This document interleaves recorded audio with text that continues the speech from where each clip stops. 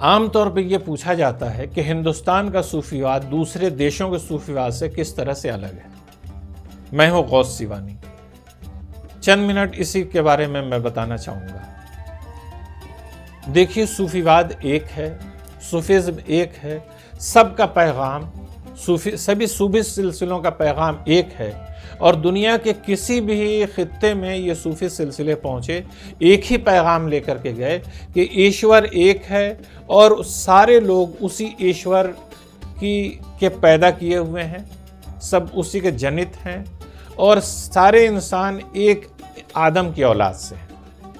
तो इसलिए सबके अंदर बराबरी होनी चाहिए, सबके हुकूक बराबर होने चाहिए, सबके साथ प्यार करो, सबके साथ मोहब्बत का बर्ताव करो।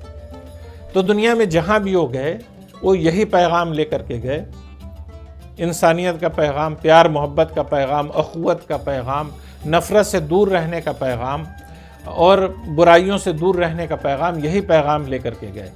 लेकिन अलग अलग इलाक़ों का कल्चर अलग होता है, तो कई चीज़ें कल्चरल हैं जो जिन्हें हम ये समझते हैं कि वो सूफिज़्म का हिस्सा बन गई। जैसे बाकी सारी दुनिया में समा का सूफियों का रिवाज था, लेकिन हिंदुस्तान में समा के बजाय कव्वाली का रिवाज हो गया, यानी वो एक ख़ास तरह की ख़ास ट्रेडिशन का गाना होने लगा। तो इस तरह से इसी तरह से जैसे कश्मीर में एक ऋषि सिलसिले की परंपरा चल पड़ी जो दूसरे देशों में नहीं थी। यानी ये ऋषि परंपरा की शुरुआत उन लोगों ने की थी, उन सूफियों ने की थी जो खुद या उनके बाप दादा हिंदू से कन्वर्ट हुए थे या बौद्धिस्ट से कन्वर्ट हुए थे और मुसलमान हुए थे। उन्होंने ख़ास एक सूफ़ी परंपरा की शुरुआत की जिसे ऋषि परंपरा कहा जाता था, ऋषि सिलसिला कहा जाता था।